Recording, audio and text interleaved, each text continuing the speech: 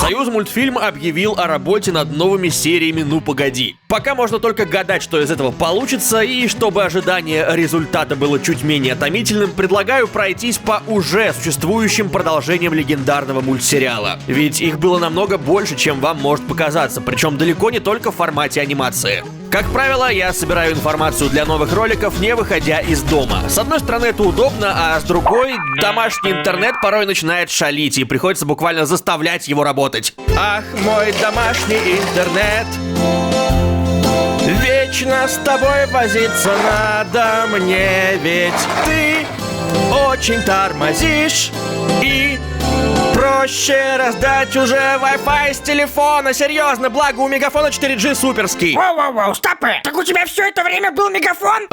Что? Ты умеешь разговаривать? Короче, балда ты эдакая. Я уже не знал, как до тебя достучаться, чтобы ты мне нормального провайдера подключил, а ты, оказывается, на Мегафоне сидишь. Так врубай его в меня тоже давай. У абонентов Мегафона есть отличная тема. Они могут юзать сразу и мобильный интернет, и домашний интернет, и даже телек. 3 в одном.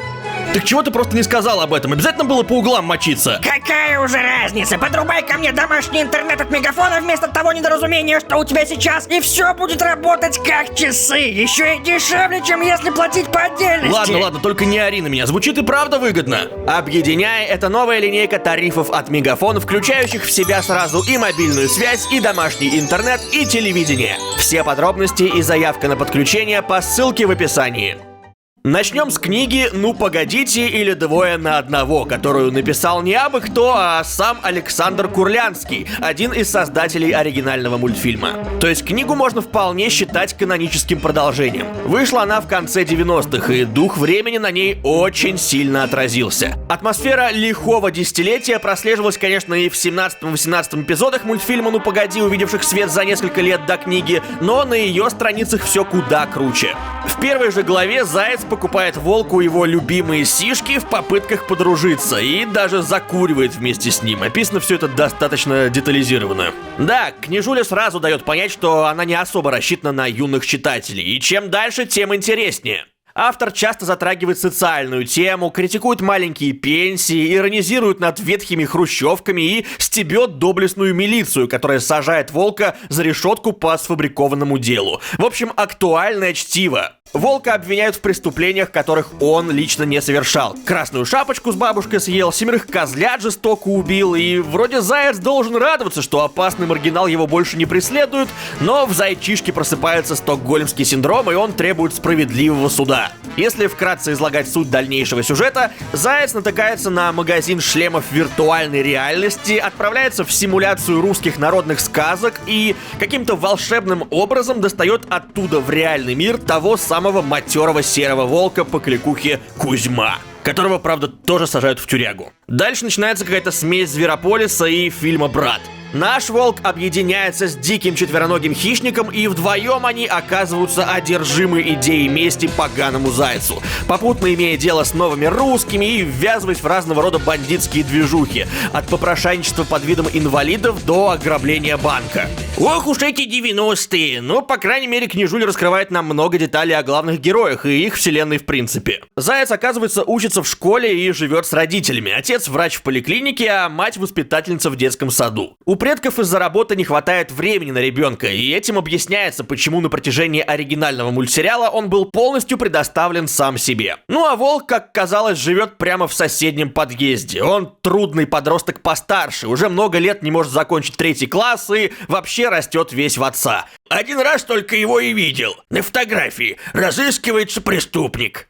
А еще у волка есть брат-качок, который, кстати, обычный честный работяга и которому в принципе плевать на всяких там зайцев. В книге затронут один очень важный вопрос. А зачем волк вообще гоняется за зайцем? Вариант, чтобы съесть его, здесь прямым текстом перечеркивается. Волк больше предпочитает рыбку под пивасик. Да и даже самому зайцу теплого пивка хлебнуть предлагает. В одной из глав волк ненадолго становится сказочно богат, и, наслаждаясь шикарной жизнью, он практически забывает о своей безумной идее погони за зайцем. Нафиг он вообще ему сдался? Впрочем, Заяц тоже задавался этим вопросом. Он у папы и у мамы спрашивал, но те уходили от прямого ответа. Вырастешь большой — узнаешь. Собственно, вот мы выросли, и в подтексте я вижу здесь либо социальное неравенство и вечную проблему бедных и богатых, либо вообще какие-то намеки на антисемитизм. Короче, давайте-ка лучше у самих Волка и Зайца поинтересуемся, благо они на эту тему с собственной персоной общались еще в 1971 году в эфире «Радио Няни», главного советского подкаста для детей. Скажите, как вам кажется, поймаете вы зайца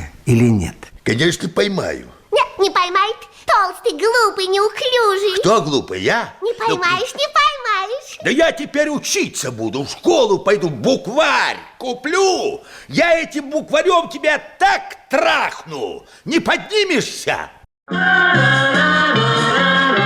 Ладно, ну нафиг. Вообще в СССР было довольно много контента по «Ну погоди», который сейчас мало кто вспомнит. Целая пачка коротких мультов для программы «Фитиль», например, в которых Волк и Заяц проливали свет на недобросовестных советских производителей баянов, стеклотары и тому подобного. Заяц! Стоп. Заяц не виноват. Виноваты баяны Тульского объединения «Мелодия». Был также рекламный эпизод, посвященный видеокамере, где герои выступили как первопроходцы жанра пранк. Кварц 1 на 8 Супер 2. И короткие социальные ролики, которые вообще рисовались непонятно кем. Все это сложно назвать продолжением, так что разжевывать не будем. Ну, стекольный завод! Погоди! Факт в том, что «Ну погоди» в конце 70-х был сверхпопулярен. И эта популярность выходила в том числе за пределы Советского Союза. Мульт особенно любили в Германской Демократической Республике. Там даже печатали одностраничные комиксы в исполнении оригинальных авторов мульта — Светозара Русакова и Вячеслава Котеночкина. Все истории в стихотворной форме повторяли сюжеты эпизодов, за исключением 2 последних зарисовок. Их вполне можно считать небольшим официальным продолжением. В первой мини-истории порядком подуставший от бесконечных догонялок Волк собирается покончить с Зайцем раз и навсегда и расставляет по лесу капканы. Волчара изображен как измученный и окончательно обезумевший злодей, что раскрывается в его репликах. Ни одна сила на свете не избавит меня от гнева, который я испытываю к этому ушастому. Разумеется, Волк в итоге становится жертвой своих же ловушек и вымаливает помощи у медведя лесничего. Вторая история представляет чуть больше интерес, так как является чем-то вроде хэппи-энда для всего мультсериала. Во время очередной погони Заяц прячется в толпе среди своих собратьев, которые заняты строительством социализма или чего-то типа того. Медведь просит Волка помочь с постройкой дома, и наш Клыкастый сперва видит в этом некий подвох, но быстро входит во вкус и находит счастье в совместном труде. Ах, вражда забыта! Мы протягиваем друг другу руки. За мир, финал и за то, что этой охоте настал конец. Работа не волк, Нет, это не надо. Пропаганда социализма еще никогда не была такой наивной и милой. Только вот ГДР все равно пришел конец. Продолжая тему комиксов, уже в начале 2000-х под руководством сына Вячеслава Котеночкина, Алексея, в России выходил журнал рисованных историй «Ну погоди», который продолжал и развивал классический формат догонялок и буфонады из оригинального мультфильма. В отличие от книги, здесь все максимально безобидно и даже примитивно, и это, конечно, не особо играет на руку комиксам. Мультфильм был хорош тем, что его можно было с удовольствием заценить и будучи взрослым, а вот данные комиксы создавались исключительно с расчетом на детей младшего школьного возраста. На этом можно было и закончить рассказ про данный журнал, но в каждом выпуске, помимо классических историй, читатели ждали мини-приключения детей Зайца и Волка, которые поменялись ролями. Зайчонок выступает в роли панка и хулигана, а Волик в роли ангелочка и поймальчика. Судя по интервью с Курлянским, именно с этими ребятами и планировалось изначально снимать продолжение мультфильма. Но как-то не срослось, и они остались эксклюзивом для журнала. Ну и для ночного кошмара Волка из 10-й серии. Возможно, их просто не принял заказчик новых эпизодов, в котором выступила в 2005 году сеть супермаркетов «Пятерочка». Странноватым решением, конечно, было со стороны «Пятерочки» выкупить права на Зайца и Волка, выделить $400 тысяч на съемки 2 серий и по итогу не выпустить ни одного товара под брендом «Ну погоди». Причем эпизоды, созданные по заказу «Пятерочки», даже не содержат прямой рекламы супермаркетов. Сеть упоминается лишь в начальной заставке на несколько секунд в качестве спонсора. Серии пытались сделать по старинке, однако чего-то им все-таки не хватило. Зрители не особо заценили новинку, и проект быстро заглох. В 19-й серии герои отправляются на курорт. Волк, как всегда, жестит, крадет бикини у свиньи, чтобы переодеться в него, и вообще все более и более жуткими способами выслеживает Зайца. Ой, Ну, хоть курить бросил. В 20-м эпизоде Волк сначала пробует пробиться в Spider-Verse, а потом пацаны просто тусуются на даче. Стабильность начала 2000-х во всей красе. Все предыдущие эпизоды славились остроумной музыкальной подборкой. Саундтрек всегда состоял по большей части из уже существующих песен, идеально вписывающихся в контекст. Здесь же всю музыку сочинил нанятый композитор, а единственный заимствованный трек — это «Шоколадный заяц» Пьера Нарцисса из «Фабрики звезд», которого тут слишком много. Поэтому вся страна услышала, как восхитительно ты ошибся. После Пятерочкиного эксперимента полноценных новых серий до сих пор так и не было. Выходила только пара коротеньких новогодних скетчей эксклюзивно для помпезных костюмированных живых детских шоу-мюзиклов. Певица Максим и Волк на одной сцене — зрелище невероятное, конечно. Особого интереса мульты с таких шоу не представляют. Максимум, за что там можно зацепиться, так это за появление Деда Мороза в рамках звериной вселенной «Ну погоди». Похоже, это единственный персонаж-человек за всю историю франшизы. Хотя нет, в последний раз люди в «Ну погоди» появлялись, когда Волка солнечный удар стукнул. Наверное, то, что происходит сейчас с мультфильмом, это тоже часть его галлюцинаций. Внимание также можно обратить на кривенькие компьютерные игры из 2000-х, коих насчитывается целых 5 частей и в которых присутствует какой-никакой сюжет. Первая часть под заголовком «Погоня» открывается сценой, где Волк, видимо, как и все мы, задолбавшись ждать новых серий, проникает в здание Союзмультфильма и решает склеить из архивной пленки со старыми эпизодами что-нибудь новенькое. В получившейся склейке и проходит действие этой слепленной на коленке игры. Управляем Волком и дубасим всех встречных. Можно в рукопашную уничтожать, а можно камнями закидывать до смерти. И после такого родители жалуются, что GTA — это жестокая серия игр. Вообще надо отметить, что стоили такие поделки сущие копейки по сравнению с нормальными играми, поэтому предки эту срань покупали своим детям с большей охотой, да и на обложке красовались знакомые всей стране персонажи. Искренне соболезную тем, кому приходилось в подобное играть. Вторая часть — «Круглый счет», еще больше отстой. Игра является унылым сборником математических пазлов. Могли бы просто Яйцелова уже перевыпустить, и то было бы менее обломно. К третьей части у издателя, видать, появились наконец хоть какие-то осязаемые деньги с продаж. Игра теперь выполнена в жанре квест, снабжена более-менее цельной историей, сносным визуалом и даже озвученными репликами. Отлично!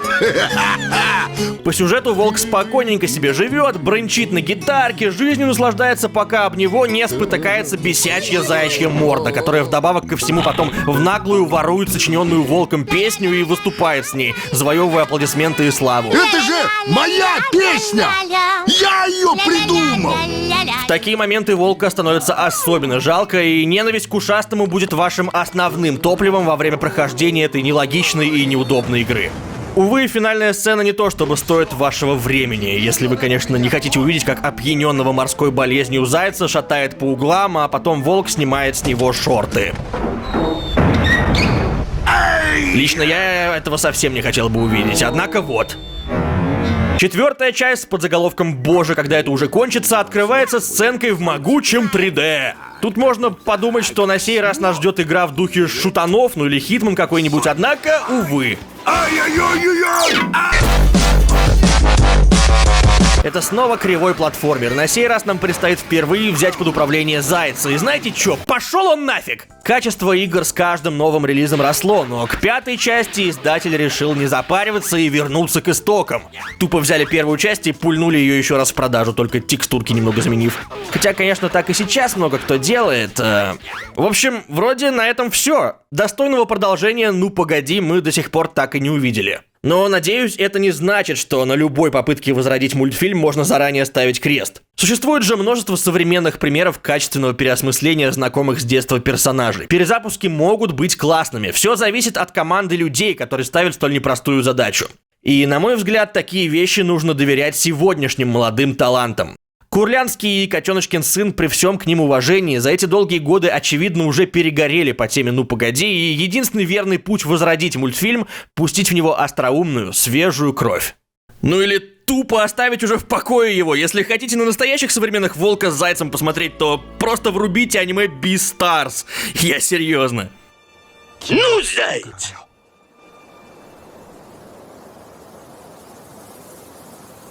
Погоди. Ну, погоди, еще не вечер, еще не ясно ничего.